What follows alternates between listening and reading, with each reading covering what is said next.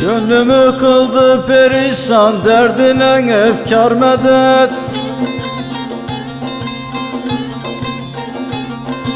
Başıma ne hal getirdi gözlerime kâr medet.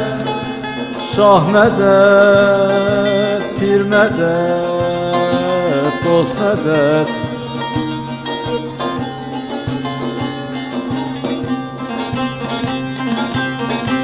Rahı aşkı bilir yok ki ben kime farz eyleyim. Bulmadım mülkü fenada bir hakiki yar medet.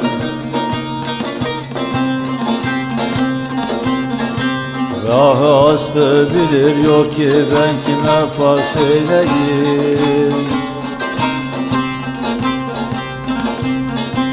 Bulmadım mülkü fenada bir hakiki yar medet.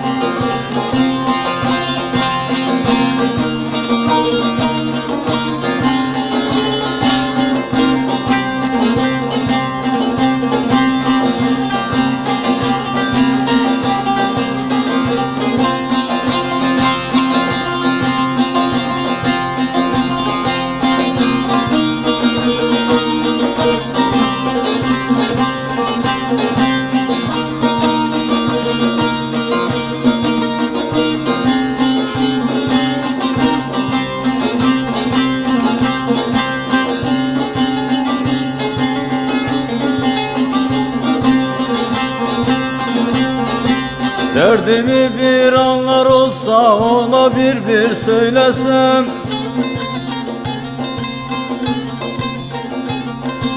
Kurtuluş yoktur bu gamdan, çare bilmem neylesem.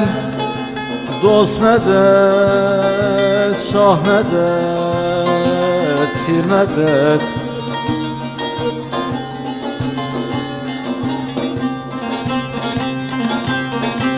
Başıma hasur yapıp senden şikayet eylesem.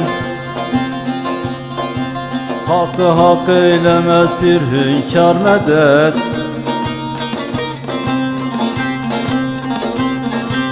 Başıma hasur yapıp senden şikayet eylesem.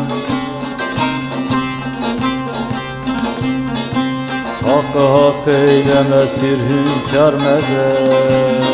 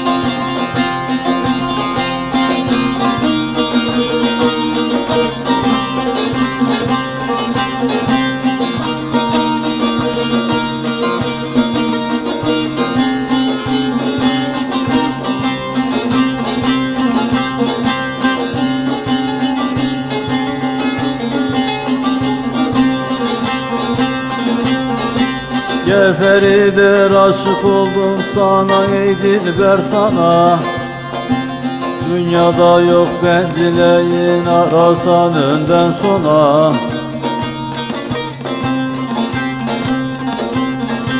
Ne muhabbet bağlar idim ben sana senden yana. Olmayaydı ara yerde belli kanar yar neden.